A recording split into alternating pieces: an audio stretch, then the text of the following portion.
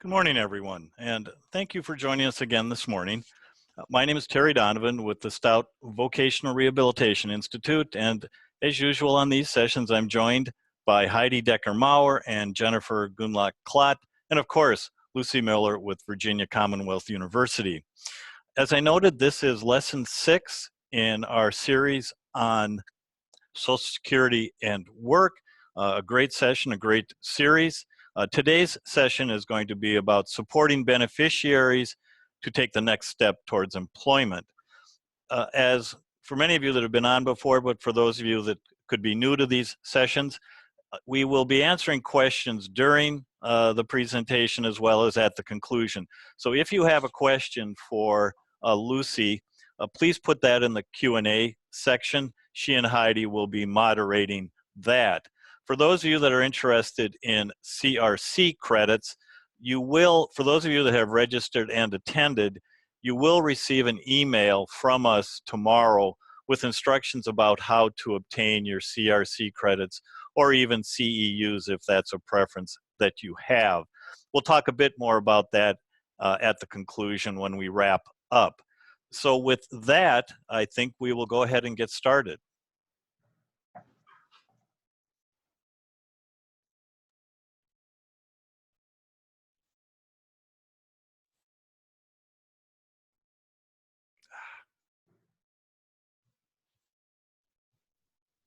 Introduction to Social Security Disability Benefit Programs, Work Incentives, and Employment Supports. Lesson 6, Supporting Beneficiaries to Take the Next Step Toward Employment. Well, congratulations to you. You are now on the last lesson in the course. So you've made your way through all of the technical material that we've covered, and we're going to finish with some really practical information that you can use to help the people that you work with get help with their benefits. And we're going to provide you with lots of information about where you can go to learn more. So if you've got the bug, if you've really enjoyed this course and you want to dig in further, we've got some ideas for you. So stick with it. What do we want you to get out of this final lesson? We're going to review with you again that message, the important message that we want you to be communicating with Social Security disability beneficiaries so that we're sure that we are reinforcing all of the same very positive news with beneficiaries about work and benefits. We hope that you'll be able to identify and describe some sources of accurate information about work and benefits for you and for the beneficiaries that you serve. We're going to spend most of the lesson on helping you understand how the WIPA projects work and how you can work effectively with your local WIPA provider. What are they looking for in terms of referrals? How can you identify the best candidates for WIPA services, things like that. And then lastly, we want you to understand who among the disability beneficiary population, who are the highest priority. As you can imagine, WIPA services are, they're scarce, okay? We have funding for a minimum amount of service. What that means is that WIPAs have to be prioritizing certain beneficiaries and are unable to provide others with intensive service. We want to make sure that you're aware of what those priorities are so that you're not disappointed when you make a referral and that beneficiaries aren't disappointed in the services that they receive. So let's jump in. All right, we really hope that when you work with beneficiaries that you will be positive about the good news that you have to tell them about work and benefits. There are so many wrong ideas that people have. There's misinformation. There is mythology about all of the horrors that can happen to your benefits. And unfortunately, this bad news, it's not correct, but it's spread a lot. So all of these folks out there have the wrong impression about work and benefits, and they're afraid needlessly. They don't understand the good news. We really need you to spread the truth about how employment really does affect the Title II disability benefits and the SSI benefits and their associated medical insurance, right? Medicare for Title II, Medicaid goes with the SSI. And we really have to be repeating these positive messages over and over and over so that beneficiaries hear it and so that we can counter some of the very negative mythology that unfortunately is pervasive. And it's going to take a concerted effort on all of our part to get that message out there and to have beneficiaries understand that there are lots of good things that can happen when employment is chosen. So again, the message, now you've seen this before, it's no different, but I like repeating this slide here because see, now you have been through all of the lessons and we have taught you the good news. And it really is good news, right? These are all true statements that you can make that are very positive. It's possible to work and retain eligibility for cash benefits, right? You don't have to choose either work or benefits. That beneficiaries have the power to control that. It isn't a either or situation. Lots of people choose to work and retain some of their cash benefits. The message is about the power that the beneficiary has there to control that. It's possible to work even full-time and keep your Medicaid and your Medicare in almost every case. So fear that about having to sacrifice critical health care coverage, it's not true. You've learned that in lesson 3 and then again in lesson 5. Lots of protections so that individuals who even have lost their cash payment because of work can retain those critical health insurance programs. It's possible to work and come out ahead financially, meaning more money in your pocket, even if your benefits are reduced or ceased, right?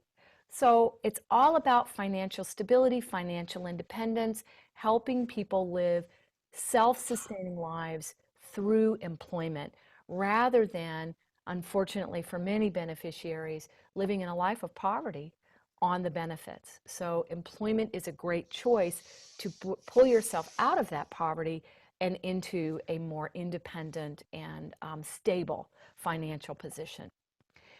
The last thing that we really want you to stress with folks, and we've taught it to you in the previous lessons, even if you let go of the cash benefits because of work, if you work at a level that would preclude cash payments, if something happens, you get fired, you quit, you become ill, something happens and you have to pull back, there are multiple ways for getting your benefits back again.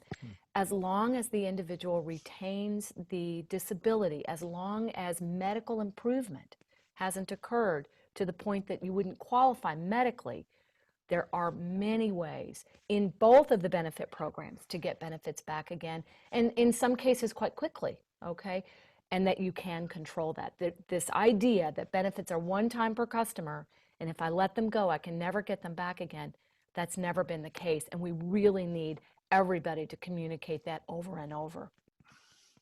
So what else can you do to help? I think it's really important at this juncture for us to reiterate again that the amount of knowledge and information that we've been able to help you build in this course, it's significant, but it is still limited, okay? There are lots of details that we have not covered here. You really don't come out of this 6-lesson course prepared to do benefits counseling. You don't. You know the basics. So it's really important that you recognize the limits of your knowledge. What we're relying on you to do is provide very generic summary information to beneficiaries. And then folks that really need that intensive counseling, we want you to refer to a local source of either your WIPA provider or other source of benefits counseling. We want you, we need you to identify people early in the process who need that individualized counseling, folks who really are planning to go to work. We want to get to those people early. We want to dispel myths early. We want to reinforce all the good news early. So when you're encountering beneficiaries, spotting people that have a desire to work, we need you to make those referrals. We need you to provide information to beneficiaries about where they can learn more. This course that you're participating in, remember, it's free. Beneficiaries can sign up for this course too. Maybe not everyone could benefit from this course, but there are a lot of people out there who might. So please spread the word. We're trying to get the information out to anyone and everyone who could possibly use it. We've provided you with links to other websites, lots of resource documents, tools, papers, a wealth of information that's almost a little overwhelming. Probably feel that way after coming into the 6th lesson in this series. We want you to share that information with beneficiaries. We want this to be wide open. We want everyone to know where they can go to get current, complete, accurate information about how benefits are affected by work. Finally, if you are working closely with beneficiaries, we need your help to support beneficiaries in reporting information to Social Security and helping people manage their benefits.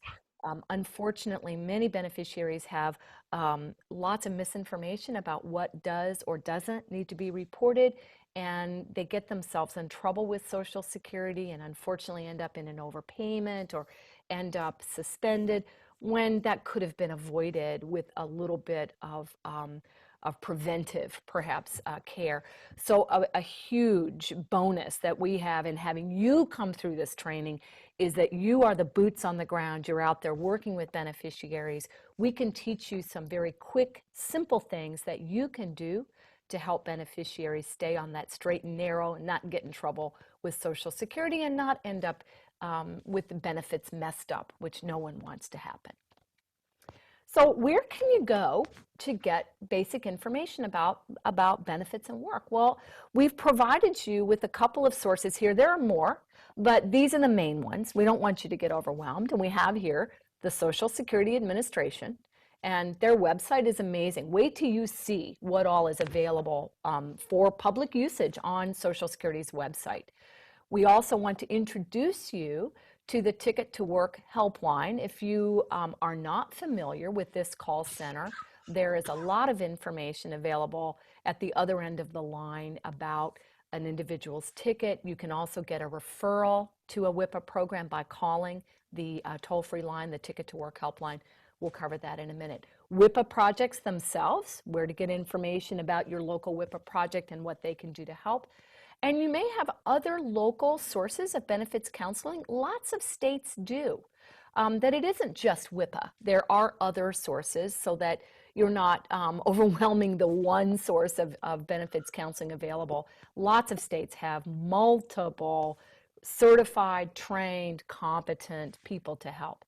And then you certainly have access to your protection and advocacy for beneficiaries of Social Security or PABs. So let's take a look at each of these individually. Social Security runs a wonderful toll-free line, and we've provided the number for you here. You can conduct some business 24 hours a day. If you need to speak with a live human being, you can call between 7 a.m. and 7 p.m. Monday through Friday. I would recommend staying away from the first day of the month. You've ever noticed working with Social Security, that's a really high volume day. And I typically have best luck calling either very early in the morning or later on in the evening. But the call center people that work for this toll-free line for Social Security are trained in a wide variety of areas, and they have been very helpful in my experience in providing basic information. We recommend that you not use the toll-free line to report, like to tell Social Security stuff, and we'll cover that in a minute, but it's a wonderful source for information if you're asking certain questions. Social Security's website is amazing, and we've provided you with the web link here. You need to pop on there and just play around with it a little bit. There's a wonderful My Social Security feature. I think we mentioned that in lesson 2. And even you may not be a beneficiary, but even you should probably set up a My Social Security account. I have one. And it helps you check your work record, your credits, lots of information, and it's very helpful for beneficiaries as well. There are a million publications available on Social Security's website, and their public affairs office does an outstanding job of taking very complex information and kind of boiling it down to the essential facts and writing really plain, simple, user-friendly brochures and other publications. And throughout this lesson, you've probably noticed that we've relied on a lot of these publications for your reading because we don't want to overwhelm you either. We want to give you a general overview, and Social Security's publications are extremely valuable in that way. Now, some of the publications are available to be ordered. You can get paper copies, and the website will give you instruction about that. Some of the longer publications, like the big publication called Understanding SSI or the Red Book, which we've focused on a lot during this training, those aren't really available in print format because they're long and it's so expensive to print. They're only available online, but you can certainly print them off on your own computer. And then you have the work site.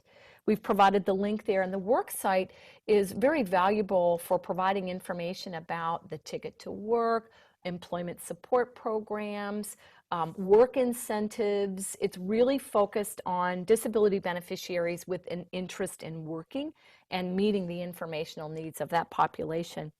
Now, you can find your local field offices. Also, we provided a locator here. It's really important for you to understand that beneficiaries are assigned to a field office based on their zip code, where they live. And it's important that you conduct your business at the local field office that owns your case. So you don't want to go to the wrong office.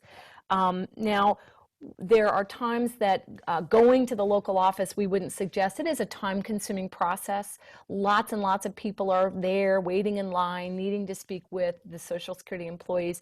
But there are times at which a local visit is the best way to get information provided, to get a problem resolved.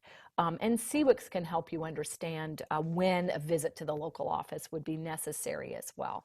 So please go on Social Security's website and spend some time looking around, because the amount of information that's available is amazing, and they've done an outstanding job with this website. Very easy to navigate, very intuitive, logically set up so that you can find what you're looking for. The Ticket to Work helpline, many of you probably are involved in Ticket to Work activities, so you're familiar with these folks. This is a toll-free line that is tasked to do a couple of things. Number one, it can help beneficiaries understand what the Ticket to Work program is. They can provide general information about the ticket program. They will provide information to beneficiaries about locating a state VR agency or an EN, how to shop around to find an EN. They will provide information on ticket status, so they can help a beneficiary know, yes, you have a ticket, yes, your ticket's assigned, here's who it's assigned to, yes, it's in use, that sort of thing. And something that people don't realize is that the ticket call center agents are also trained to screen callers to see who would be a good WIPA referral. And they can make direct referrals because they share a data system with the WIPAs, so, which is amazing. So they can literally do an electronic referral directly to the local WIPA provider, and then the provider will call the beneficiary and move towards services. So if you feel a little nervous about figuring out who's a great referral to WIPA or not, a strategy for you would be to encourage the beneficiary to call the Ticket to Work helpline, and the agents there will ask some questions, discuss options with that beneficiary, and if the individual is a priority referral, they will make that referral directly. So the beneficiary doesn't have to do anything except wait for that phone call from the local WIPA provider. And we want to make sure you know that, because I think a lot of people don't understand that the Ticket to Work helpline is more than what you may have expected. So what are some sources of benefits counseling beyond WIPA? Well, you've got the WIPA, and the WIPA, it does cover the entire country, but those resources are somewhat limited. So, for example, in states that have wide open areas and perhaps a small population of beneficiaries like Wyoming or Montana, you might only have one certified CWIC to serve the entire state. So you may not be able to get, face-to-face service in some of these states. Check around to make sure that you're aware of what other sources of benefits counseling there are. There are folks that come through the WIPA training process and get certified. We call those folks community partners. You yourself could participate in that process if you had a desire to do so, to go through that very intensive training process and the testing and certification, and then the ongoing process to maintain your certification. It is an open process as space permits, and you can get that if you choose. But check with your state VR agency. In my home state of Kentucky, we do have an alternative to WIPA. The VR counselors can refer to community partners. They have to be WIPA certified, right? But they are community partners. And there is some limited benefits counseling that can be done by that cadre of certified community partners in addition to the WIPA. And that's really important because the WIPAs just aren't big enough to be able to meet all of the demand that's out there. It is significant. Check maybe with your state developmental disabilities agency, you never know, and other nonprofit agencies. I would start with your state VR. You might also want to have a conversation with the CWIC that covers the counties you serve. Those people are accessible. They are very likely to know what other sources of benefits counseling are available. So reach out, do the research that you need to find out what is available in your area, and every state is a little bit different, but you want to make sure you have all of those options available, that you know what is available. Now, PABS is interesting. A lot of state-by-state variance in the PABS program. We covered this early on in lesson 1. But remember that these folks, these advocates that work for your state protection and advocacy, are funded by Social Security. Their role is to provide legal support, advocacy, information, and referral to help beneficiaries resolve employment-related concerns or problems. And PABS can dig in on issues that the CWICs who work for the WIPA programs don't have the time to deal with. They're trained, the advocates are trained on Social Security benefits. Some of them might be certified through the WIPA National Training Center. Not all, but there is a separate training program that they go through. And you're going to have to call your local PABS program, find your advocates, get those phone numbers down, and then discuss with them the kinds of cases they're willing to take, because there is significant variance. And I can tell you from my experience in my home state, the PABS advocate has been extremely helpful in resolving some major issues that have popped up in a variety of areas. So it's a great resource, and you need to investigate. So let's change gears a little bit and talk for the balance of this lesson about how to work with your local WIPA project. This is sort of a lesson to teach you what WIPAs do and the kinds of folks that they're looking for in referrals, and maybe dispel some misinformation you may have about the scope of the WIPA mission and the kinds of work that they do. So let's start on that right now. Some important facts. It's really important to understand that WIPA services are employment focused. If you have a beneficiary that is not interested in employment, they are not a good candidate for WIPA services. That is our mission. It is employment-centered benefits counseling. We focus on the work incentives. We focus on helping people understand how an employment goal or current employment will affect the benefits, and then what work incentives can be used by that human being to smooth that transition between benefits and work. To the extent that you understand that, you're going to make better referrals. We don't want to send people to the WIPA project who are not engaged in employment, pursuing employment, they've made the decision to work. People that are sitting on the fence, kind of, sort of, maybe gonna one day think about work, they're not good WIPA referrals. We just don't have enough time to serve everyone, so we really have to focus on the people that are closer to employment. Another thing to understand, CWICs do not act as representative payees. They don't manage benefits for beneficiaries. They do not report wages to the Social Security Administration. We don't do any of those things. We teach the beneficiary how to communicate with Social Security, and we provide support to the beneficiary to communicate correctly and in a timely fashion with Social Security. But we don't do it all right? We teach to fish. We don't go out and fish for the beneficiaries. And it's really important that you don't go in with an expectation that the CWIC is going to literally manage this individual's benefits. There's just not enough time for us to do that. That's just not our mission. I also mentioned earlier that because some of the states in particular are large geographic areas with fairly small beneficiary populations, big states like Wyoming, Montana may only have one CWIC. You can imagine that means we cannot do face-to-face service for everyone. In some cases, all of the WIPA services would be delivered using distance technology, and that would mean email, Skype, the phone, mail service, but it isn't a case that there is a CWIC who will come to your house or meet you at an office and work with you in a very intensive way. Just do not have the funding level to allow that. Now, in some states, face-to-face work is performed.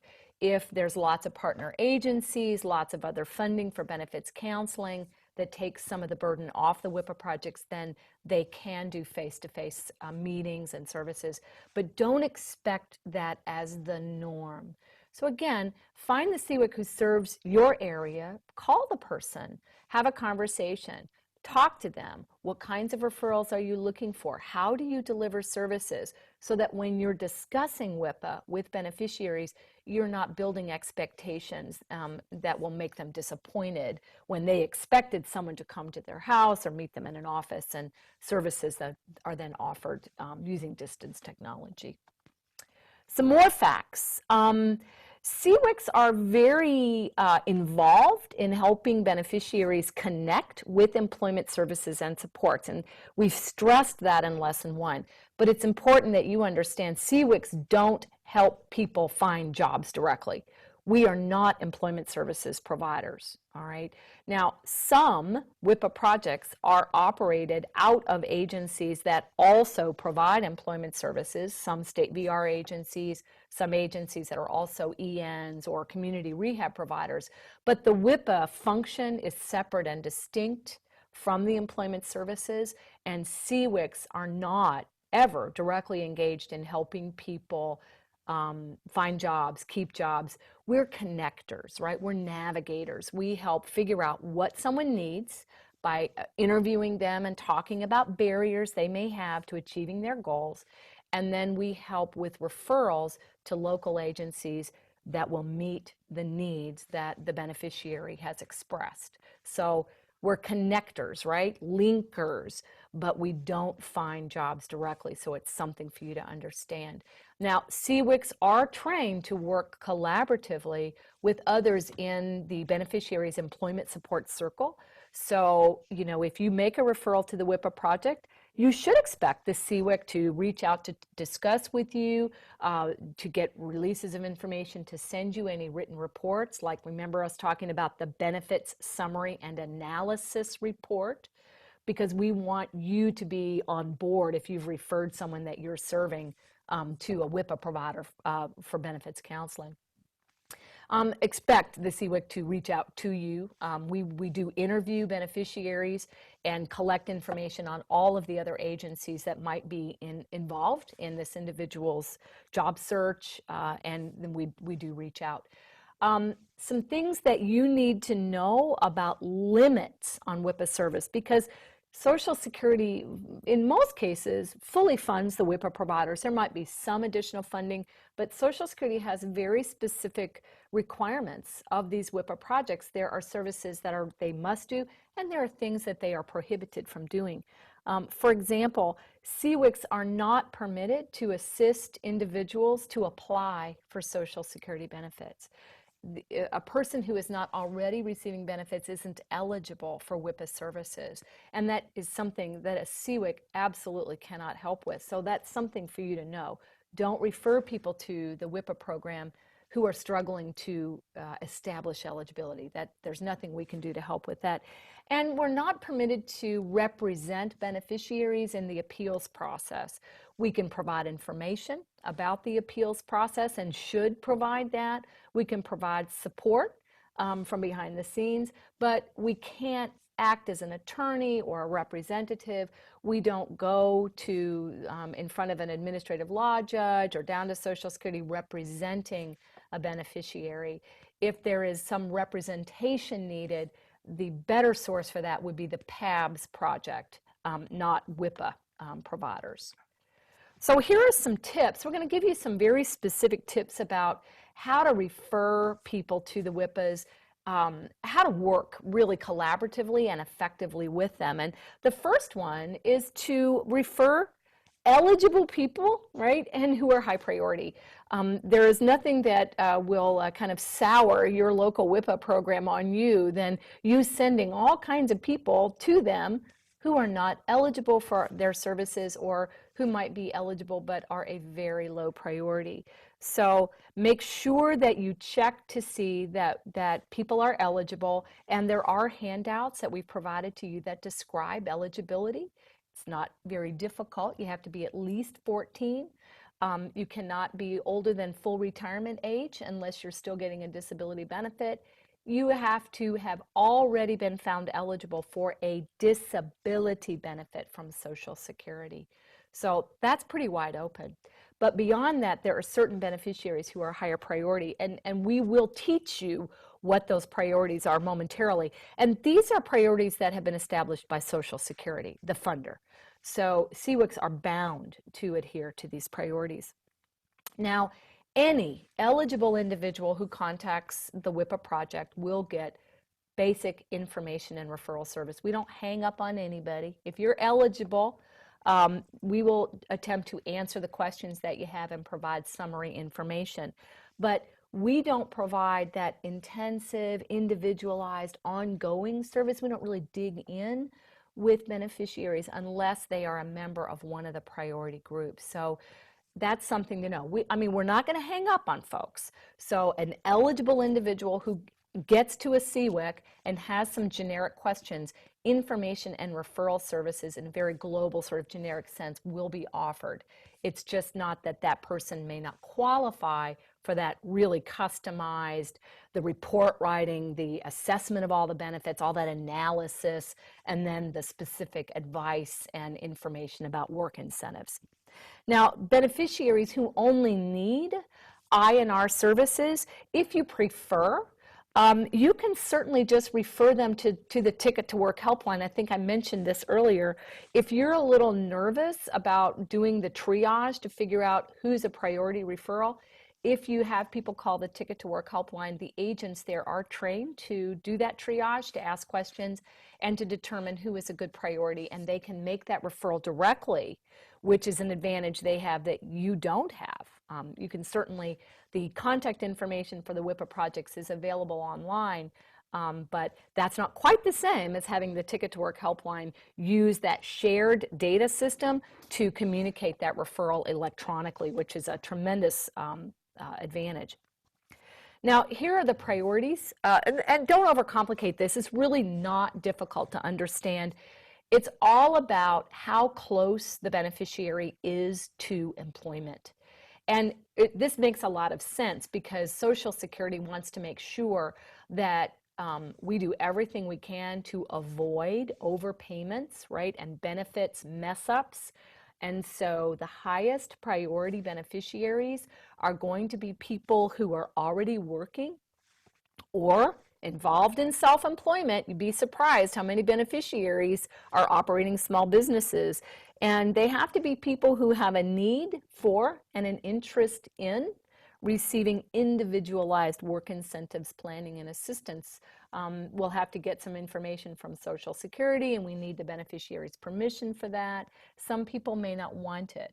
But as you can imagine, people who are working are absolute top priority because they're most at risk, right, of a payback situation if they don't report, if they don't manage their benefits properly, if Social Security doesn't catch all of the work incentives that are applicable to the human being, and that's what CWICs do.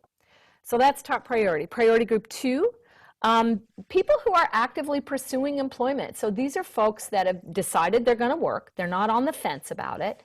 And they are preparing in some way. They're looking for work. You can see there's a couple of different sort of subgroups. There are people with a clear employment goal. They're conducting an active and regular job search. That means they're actually submitting applications, they're going on interviews, they're checking out internet job boards. They are doing all of those things that are part of an active job search. Or it could be people who have a clear employment goal who are preparing for achieving that goal. That could be folks who are in a training program, an education program. They might often would be people open with the state VR agency, they've got a signed plan, or they have their ticket assigned to an EN, and there is a plan in place there. So this is a person truly who said, I'm going to go to work, I'm looking, I'm pursuing, I'm preparing. They are actively doing something to move towards employment. Some more on prioritization here. Something that I mentioned, I believe in lesson 2, is that transition-aged youth are a major priority for the WIPA projects, no matter how close they are to employment. And Social Security has a very broad definition of transition-aged youth. You can see on this slide. You have to be at least 14 through the age of 25. And you need to be already on one of the disability benefits, Title II or Title 16. And we are to be serving these folks regardless of how close they are to employment. So this is a separate and distinct priority group, and we really want you to refer these folks. So any of this age group who contact the ticket helpline will be referred directly to the WIPA provider in their county. And we hope that if you are engaged in serving young people who are on benefits, these are folks that we really want you to connect with the local provider. We are always out there beating the bushes, trying to get in with the school systems, but we need all the help we can get to really penetrate this group of people so that we can provide early intervention, early information, dispel some of the mythology that gets started very early that causes people to choose not to work. So you can imagine from Social Security's perspective why this group is of such importance. So be watching and be sure to send them our way.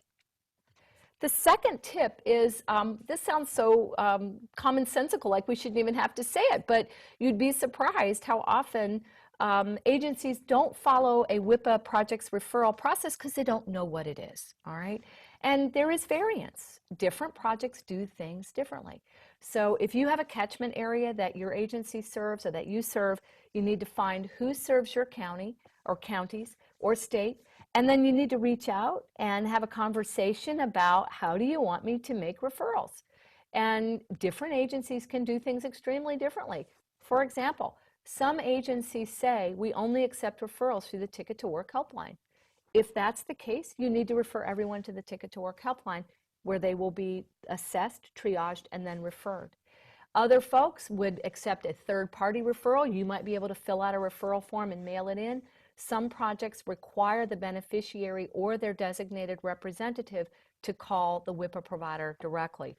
It's all over the place. You need to find out what is the process in my area and then refer beneficiaries early.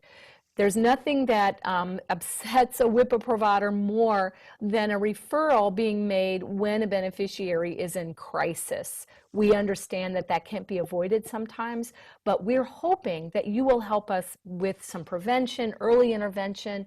Refer those folks as soon as they are a member of one of the priority groups. So if they're seeking employment, preparing for employment, make that referral early so that we can get a jump on things and hopefully avoid problems with the benefits. Prevention, you know what they say, it's worth a pound to cure. So we really do want to get folks early and do that preventive benefits counseling. Help us educate beneficiaries about the services that WIPA providers will offer so that beneficiaries are clear. Make sure they understand we don't report for you. We're not rep payee services. We don't manage your benefits. That we can't help you apply, right? Can't represent you in appeals. So to the extent that you are accurate in explaining what the WIPA provider can and will do, we're going to avoid disappointment, right, all around. And that's really critical. We want to manage those expectations. Tip 3 is stay in touch. Not rocket science. If you're serving a local county or local state, we really want you to know who your friendly neighborhood CWICs are. I hope that you will have met them. We'd love to see you talk with them on the phone.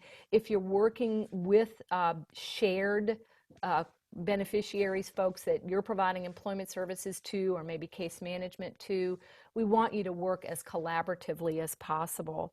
Now make sure that your releases are current so you have permission to communicate with the CWIC. Remember, they're not allowed to just talk to you willy-nilly. They will get releases signed on their end as well, and hopefully will reach out to you. But it doesn't hurt for you to initiate that contact either. When your clients get intensive services from a WIPA program, typically there will be a benefit summary and analysis report written.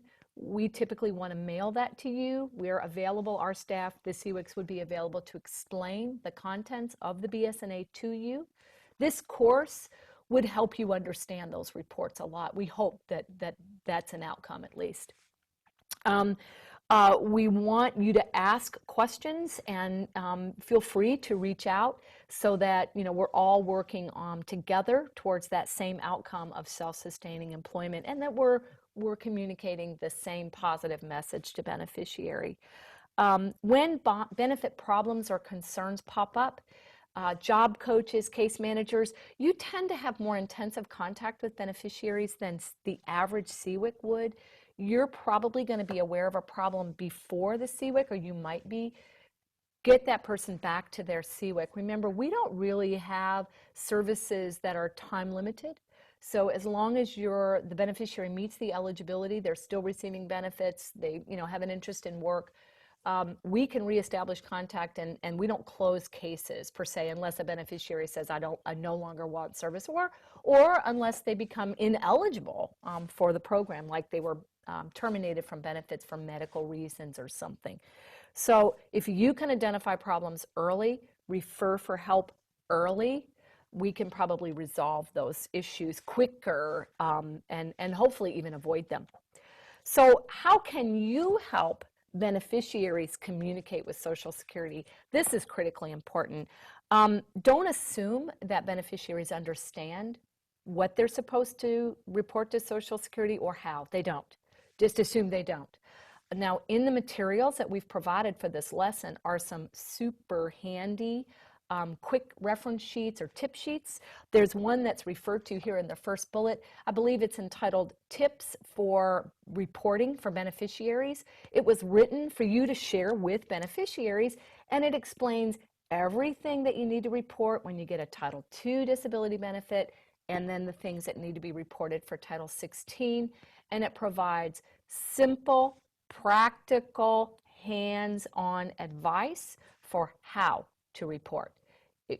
This is so helpful, and if you've never read it, print that thing off, read it, put it on your bulletin board, and we would love to see you give that to every person that you're working with. Certainly, CWICs that work in WIPA projects know about that resource and are using that, but it's really handy. So, take a look at that and use it. Support beneficiaries to keep the documentation they need if they have work incentives.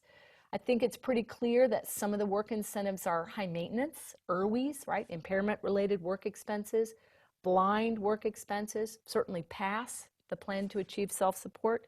Lots of documentation has to be retained. Now, the CWIC will explain what needs to be retained to the beneficiary, but it kind of takes a village, and if everybody can pull together to support beneficiaries to keep all of the data they need, pay stubs, receipts for the medication if you're claiming IRWIs, all of that stuff.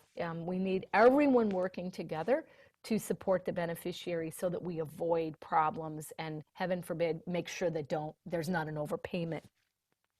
Help monitor the benefit payments to make sure they're correct.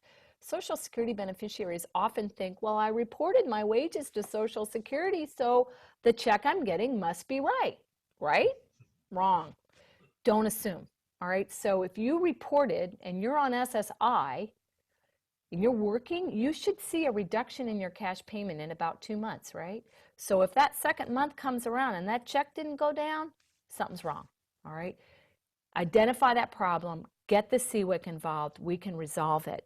But we need your help, your boots on the ground, your contact with the beneficiaries to spot the warning signs that there's a problem when a check hasn't been adjusted, or someone that you know is clearly engaging in SGA, the wages have been reported, they're beyond their trial work period, but that check still keeps coming when you know it shouldn't. Okay, don't assume that the check is correct. It might be, but it might not be. Get involved with your CWIC and work with your local WIPA provider. That provider needs to be your absolute best friend. Okay, there should be a first name basis relationship there. The CWIC needs to be on speed dial because we rely on you to help us with the beneficiaries, and you rely on the CWIC for that high level of expertise and experience in working with benefits and work incentives that you don't have the time to develop. And that's our bread and butter. That's what we do every day, all day long. Can you believe it? We're to the end of the entire course. It's just flown by. We have imparted so much information. You're probably feeling a little overwhelmed, a little dizzy, a little concerned about your ability to digest all of this and understand it, but that's okay. Remember that knowledge is power. Beneficiaries and service providers who are ignorant about the Social Security benefits end up getting in trouble, okay? Knowledge is power. The more you know, the more likely it is that you can help beneficiaries stay on the straight and narrow, work at a higher level, not get overpayments or suspensions or terminations that are wrongful. When everyone has a basic level of knowledge, then its expectations are met. It's just a smoother path for all. So we're so delighted that you took the time to take this course because we need you out there on the front lines supporting us and us supporting you in our shared mission, right, which is helping disability beneficiaries access employment, hopefully becoming employed at a self-sustaining level that leads to greater financial independence, right? This web course is a beginning, it's not an end, right? So if you want more, we would like to refer you to our website. We have provided that link. We want you to click on where it says training, and then you go to the page that talks about WIPA certification or CWIC certification. The certification process is open. You don't just have to be working for a WIPA project. Sometimes it can be hard to get into our trainings because they're a little popular, but we want you to try. If you really feel compelled by this information, if this is something that you really enjoyed and you want to know more, by all means, jump into our training and certification process. Now, it is rigorous. It's time consuming. Don't do this unless you have a commitment to stick with it and learn. There is testing involved. So if you're an adult like me and you haven't taken a test in a long time, it can be a little bit stressful. But it's worth it because this competency doesn't come easily. It's complex information. Expand your knowledge through independent study. There is so much information available at our website. Just what we've provided through this course is a lot, but we've only provided you with a tiny little corner of all of the written materials, tip sheets, tools. We even have the manual that we use to train CWICs available online. It's on our website. It is public, it's free. You're welcome to read it, download it. It's like 800 pages, so it's not something that's a little joyride, but it's a wealth of information available to you and to anyone. And the good news is, it's been approved by Social Security, right? So it's accurate, it's complete, it's current. It's about as good as you can get. So we're at the very end. We've had a wonderful time training you. We hope that you got a lot out of this, and we hope to see you again at maybe a WIPA training. So thanks again. Bye. Thank you, Lucy. Another great webinar. I'm certain that people have been answering, that Lucy and Heidi have been answering questions during the session. But if you'd like, we have about, we'd like to take 5 minutes before the top of the hour. Jennifer can tell a little bit about CRCs and those types of things. But if people have additional questions, please feel free to put them in the Q&A box, and we'll see how that goes. And again, if not, Jen will come on, talk a little bit about CRCs. We'll talk a little bit about some upcoming webinars that we're doing, and we clearly will be done at the top of the hour. So I will turn it back over to Lucy and to Heidi. Well, that was great, Lucy. I really liked that talk because it really had a lot of practical tips for folks. Sometimes when people go to webinars, they don't always get information that they can necessarily use. And this really was, it was really rich in terms of resources for people to use. Do you find that a lot of people who go to the webinars are looking for tools? I know we've always had people have a lot of questions within this whole series, but having it be so so actionable and so practical, is that something that you find a lot of people are looking for when they come to your webinars? Oops, I think you're on mute.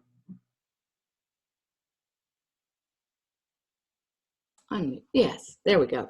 Absolutely. I think particularly the handouts that we provide on how to report, how to communicate with Social Security, those are really popular. And people know this is free, I can download it, I can give it out. It's been reviewed by Social Security, approved by Social Security. People like those. They may not be as excited to read some of the really in-depth briefing papers or the manual, but there's always one or two folks out there that really want to dig deep and offer that as well. But yeah, some of the real quick and dirty fact sheets are very popular. Right. And it's nice to have that available at your fingertips. You don't have to pay anybody for anything. It's all right there. Yeah. Yeah, that's really nice. Nice. And just to remind folks, if you do have questions for Lucy, please pop them in the question and answer box. We still have a few minutes here. Lucy, here at SVRI, I work in knowledge translation. So I'm the person who gets to read those very, very long papers and try to distill them down for people. So, that value is realized to be able to have something that you can just refer to that doesn't necessarily mean you have to invest 40 minutes in reading something really long. But it really seems to be important for people to be able to contact that WIPA for their state specific things and get answers to their specific questions there. It's Social Security is really, really, really big, and I think that people just knowing that they have somebody that's dedicated to helping them, I think that's helpful. And we've had good comments about that in our past webinars as well, that being able to at least know who to ask, that really is a good first step for people. Yeah, it is. And it's just really complicated, and everybody can't be an expert. No. And, yeah, Social Security is complex. And then, Medicaid, which isn't even run by the Social Security Administration. That's a state and federal partnership. That's equally as complicated. And the WIPAs have been trained on the federal parameters, but also state specifics. Well, good. So someone thinks this is, let's see, I want to know what WIPA says. So someone is asking, tell me a little bit more about WIPA certification. Does that lead to further ability to work with clients? And the answer to that is that depends. To get into the class, you and your supervisor have to commit that you are going to be doing benefits counseling for at least 50% of your job. So we're picky about who we take, and it's because it's a limited resource, and there's no point in training people for just I sort of would like to know, but I'm never going to use this. So we are finding that state rehab agencies are seeing the value of benefits counseling. They understand that the WIPAs can't serve everyone or provide every single service. So they are carving out counseling positions to be partial benefits counselors and sending them to certification. So it's becoming more and more popular. So, Great. yeah. Mm-hmm. And it looks like it's 5 to the hour. Yeah. Everybody who asked questions, thanks so much for participating. Yeah. We run these live so that we can be available to make sure that you can contact the expert a little bit at the end of the webinar. I'm going to go ahead and turn it over to Terry and or Jen for our follow-up information about the information that you'll receive after the webinar and what you'll need to do for your CRC credits.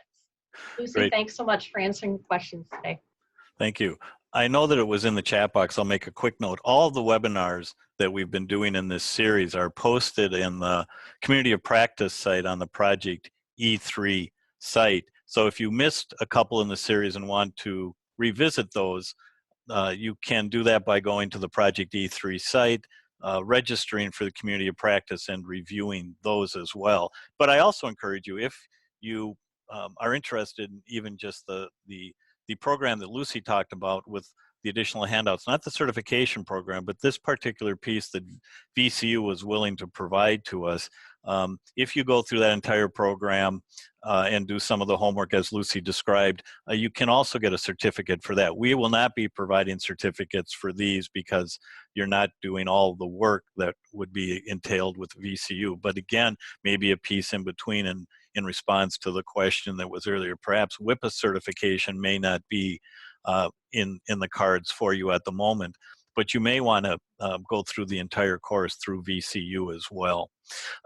Jen, do you want to say a couple of words for folks that are interested in the CRC credits? Sure.